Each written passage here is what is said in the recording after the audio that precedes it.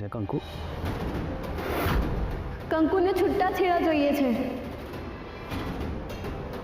ને એને તો સાઈન પણ કરી નાખી છે. શ્રી, કંકુની વાતથી હું પણ સહેમત છું અને તારા પપ્પા પણ.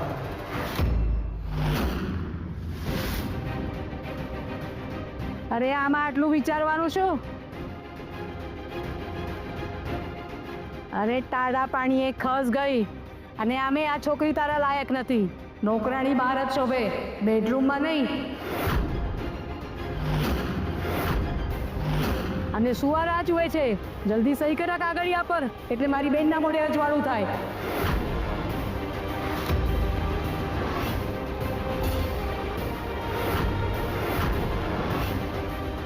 શ્રી, જવા દે ને. હાય પપ્પા, આ શ્રીભાઈને હાથ પકડતા ને છોડતા વાર નથી લાગતી.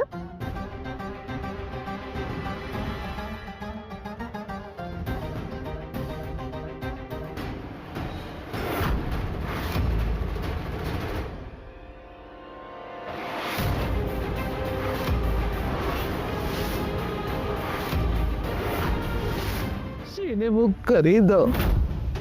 તમારા વચનમાંથી શ્રીને મુક્ત કરી દો. મુક્ત કરી દો શ્રીને, મુક્ત કરી દો.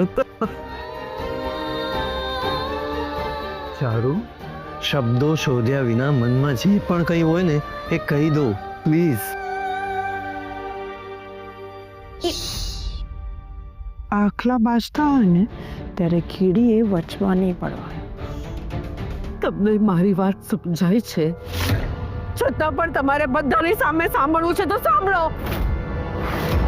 શ્રી તમારા વચનથી બંધાયેલું છે. એ આ લગ્નથી ખુશ નથી.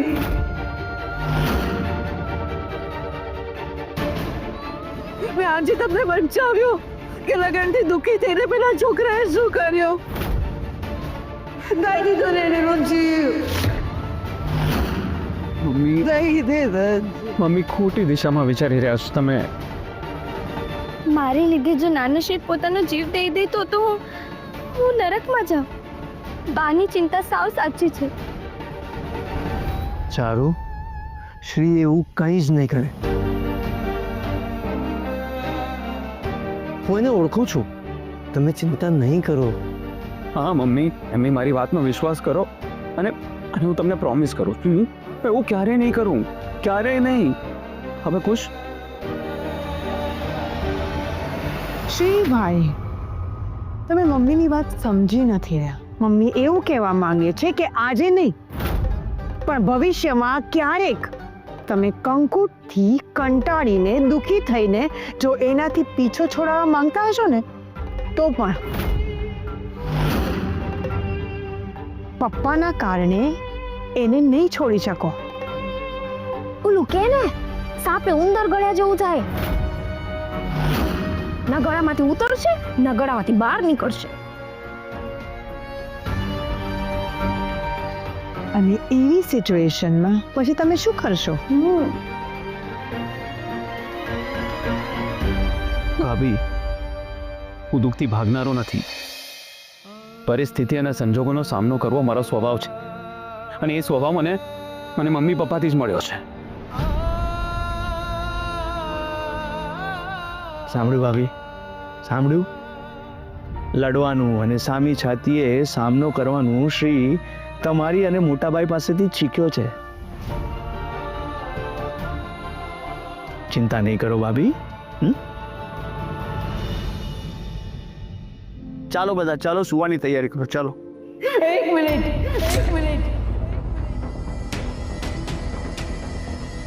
એક મિનિટ. શ્રી, તું અને તમે મારી એક વાત કાન ખોલીને સાંભળી લો. જો શ્રીએ કઈ આડું અવડું પગલું લીધું ને હું મારો જીવ આપી દઈશ.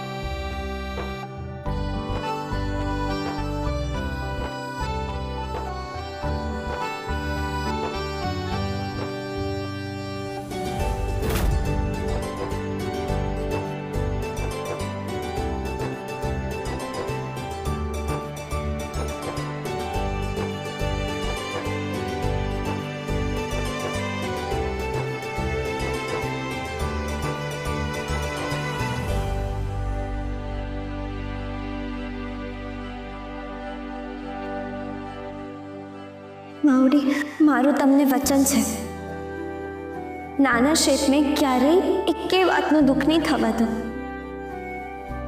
એમની હામાં હા ને એમની નામાં ના.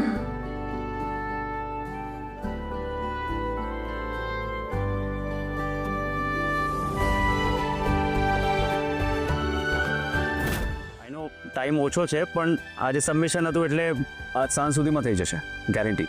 અને હા, કોઈ પણ હેલ્પની જરૂર પડે તો રોની અહીંયા જ છે.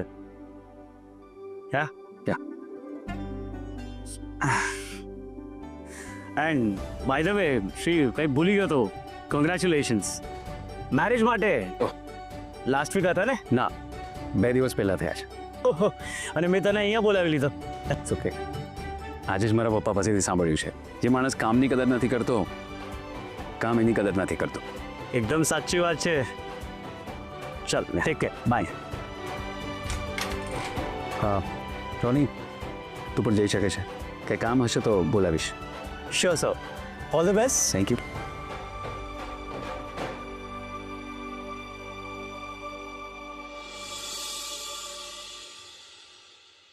નાના શેઠે ખાલી નાસ્તો કર્યો છે. બપોરે ભૂખ લાગશે ને એમને બહારનું ભાવતું નથી. બસ હવે કોઈ કેમને આ પૂછાઈ દે તો સારું. તું છે ને, જા જઈને પહોંચાડી દે. હા, કંકુડી વિના તો ત્યાં સુધી લાંબુ કોઈ થવાનું. એટલે એમ તો કંકુ કોઈ કામની ના નથી પાડતી, પણ રાજકોટના રસ્તા કંકુ ઘરથી ક્યારેય બહાર નથી નીકળીને, એટલે એને મળશે નહીં. મેપ! અરે આજકાલ તો મોબાઈલ વાળા મેપડા આવી ગયા છે ને, તો સટાસટી ત્યાં પહોંચી જશે. જ્યોતિ, તું ભૂલી ગઈ, આ રિયાની કંકુ છે. એને મોબાઈલ ચલાવતા ક્યાં આવડશે, અને એની પાસે તો મોબાઈલ પણ નથી. અરે હું તો ભૂલી જ ગઈ હતી. તો કંકુ નહીં પહોંચી શકે. અને ધારો કે એ ત્યાં પહોંચી જાય તો પછી શ્રીભાઈ એના કલીગને શું કહેશે કે ઘરવાળી ટિફિન લઈને આવી છે કે કામવાળી? હાય બાપા, તો શ્રીભાઈની સામે ધર્મ સંકટ ઊભું થઈ જશે. આની સામે નોકરાણી કહેશે તો આનું ડાચું ચડી જશે ને બૈરી કહેવાનું શ્રીભાઈને ગમશે નહીં. પેલું કે ને, સલવાણી માતા ગરબે રમે. જ્યોતિ, મમ્મી બરાબર જ કહે છે કે શ્રીભાઈ માટે એ રિયા જ બરાબર છે, આ કંકુડી નહીં. ભાભી, શું કામ કંકુને ખોટે ખોટે ટોન્ટ મારો છો? ટોન્ટ મારું છું એ વાત સાચી, પણ ખોટે ખોટા એ વાત ખોટી. કંકુ, તો એ બધું મૂક ને જઈને ટિફિન આપ્યો. બેન, મને આ બધું ક્યાં મળશે? હું તને એડ્રેસ આપું છું ને. તું એક કામ કરજે, અહીંયાથી રિક્ષા કરી લેજે, એટલે રિક્ષાવાળો તને ત્યાં પહોંચાડી દેશે. પછી એમને કહેજે કે તે ત્યાં જ ઊભા રહે, એટલે તને ઘરે આવવામાં વાંધો ન થાય. એ પ્રિયા, કંકુડી નહીં પહોંચી શકે. અને જો પહોંચી પણ ગઈ ને તો શ્રીભાઈનો તો વિચાર કર. એ બધાની સામે શું કહેશે? એમનું નાક કપાશે. બેન, હું નથી જાતી, તમે આપી આવો. બેન, મારા લીધે નાના શેઠને નીચે જોવાનું થશે, તમે આપી આવો ને. અરે કંકુ, એવું કંઈ નહીં થાય, તું જા ને. હવે તો તું ભાઈની વાઈફ છો. બેન, મારે એટલે જ તો નથી જાવ. મને આવા હાલમાં કોઈ જોશે તો નાના શેઠને સાંભળવું પડશે. મારે નથી જવું. ભાભી સાચું જ કહે છે. તો શું તું ક્યારે ભાઈની સાથે બહાર જ નહીં જાય? જરૂરી નહીં હોય તો ક્યારેય નહીં જાવ. કંકુ, તું જરાક તો તારા વિચાર બદલ. તને જે નોકરાણી કહે છે એ એમનો પ્રોબ્લેમ છે, તારો નહીં. ને કહેનારા પોતે જ નીચા છે, એટલે એમને બાકી બધા નીચા ને નાના જ લાગે છે. ને કોઈના કહેવાથી તો એવી નથી થઈ જવાની. એ પ્રિયા, તું અમને લોકોને કહી રહી છે? જે કંકુને નોકરાણી કહે છે ને એમને કીધું. તો અમે બંને કહીએ છીએ. બોલ હવે. થેન્ક યુ, તમે સ્વીકાર તો કર્યો ને. ભાભી, મારે તમને એટલું જ કહેવું છે કે તમારા બે સિવાય કંકુને એવી નજરથી કોઈ નથી જોતું. જ્યોતિ, આ કંકુ સાથે રહી રહીને આ પ્રિયાની જીભ બહુ લાંબી નથી થઈ ગઈ? કંઈક વધારે પડતી જ. કંકુ, એક કામ કર, આ લે ચિઠ્ઠી, જા તો જઈ આવ. કંકુ, પ્રિયા સાચું જ કહે છે. હવે તો તું જ જા. તું જા ઓફિસમાં શ્રીભાઈના અને ત્યાં જઈને જો અને ત્યાં જઈને અનુભવ કર, પછી જ તને સમજાશે.